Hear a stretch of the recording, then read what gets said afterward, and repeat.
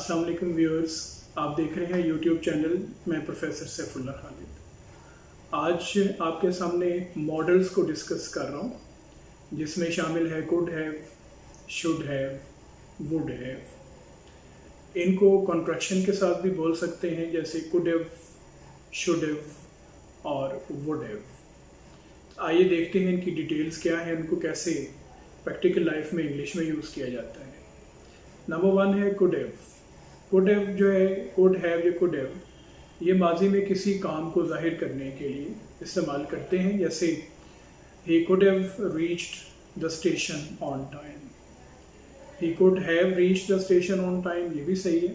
और अगर इसको आप कंट्रैक्शन के साथ बोल लें तब भी सही है, जैसे he could have reached the station on time. एक और एग्जांपल इसकी है, he could have done his work without me. He could have done his work without me. वो मेरे बगैर भी ये काम कर सकता था। अगर इसको नेगेटिव सेंस में बनाना चाहें सेंटेंस को, तो वो भी बनाया जा सकता है। और फिर ऐसे होगा could not have, could not have। जैसे इसकी एग्जांपल है, he could not have completed his work in the given time. वो दिए गए वक्त में काम कंप्लीट नहीं कर सकता था। ही कुड नॉट हैव या ही कुडंट हैव, दोनों सूरतों में सही होगा। He couldn't have completed his work in the given time. इसकी एक और एग्जांपल है, I could not have left him alone in the desert.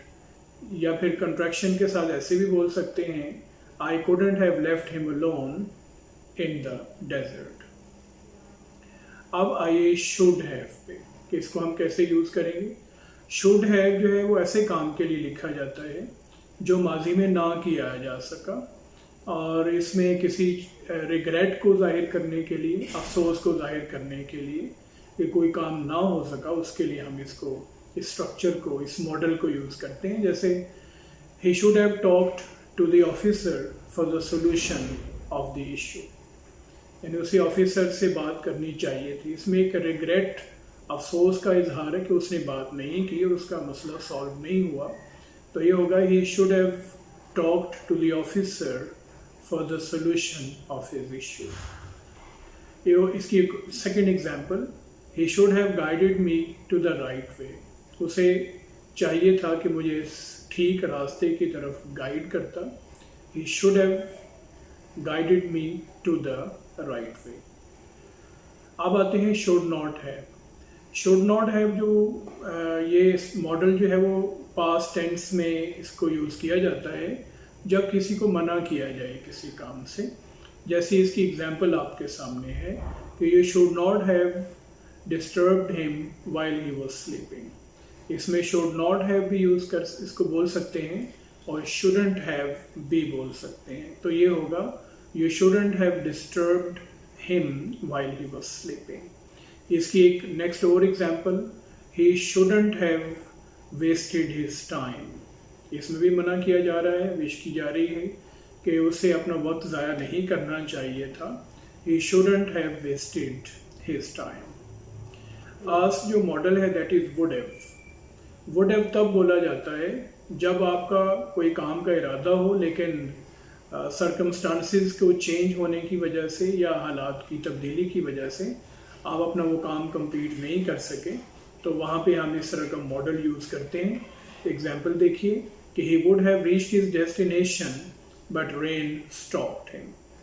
Contraction अगर हम वुड हैव की करें तो इस तरह से भी बोल सकते हैं कि he would have reached his destination but rain stopped him, कि वो अपनी मंजिल पर पहुँच सकता था लेकिन रेन ने उसको, या बारिश ने उसको रोक दिया। इसकी सेकेंड एग्जांपल, कि she would have completed her work but light went out, यानी वो अपना काम कंप्लीट कर सकती थी लेकिन बिजली चली गई। She would have completed her work but light went out. तो इस तरह से व्यूअर्स, आपने देखा कि हमने ये जो 3 मॉडल्स हैं उनको आज हमने डिस्कस किया।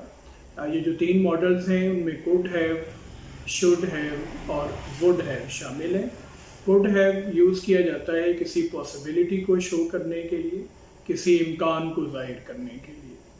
शुड हैव हम यूज़ करते हैं रिग्रेट को जाहिर करने के लिए, अफसोस का इजहार करने के लिए कि कोई काम नहीं हो सका या कंप्लीट नहीं हो सका। और वुड हैव को हम शो करते हैं, लिखते हैं जब हम कोई विश या कोई ख्वाहिश इस्तेमाल जो है वो जाहिर करना चाहें।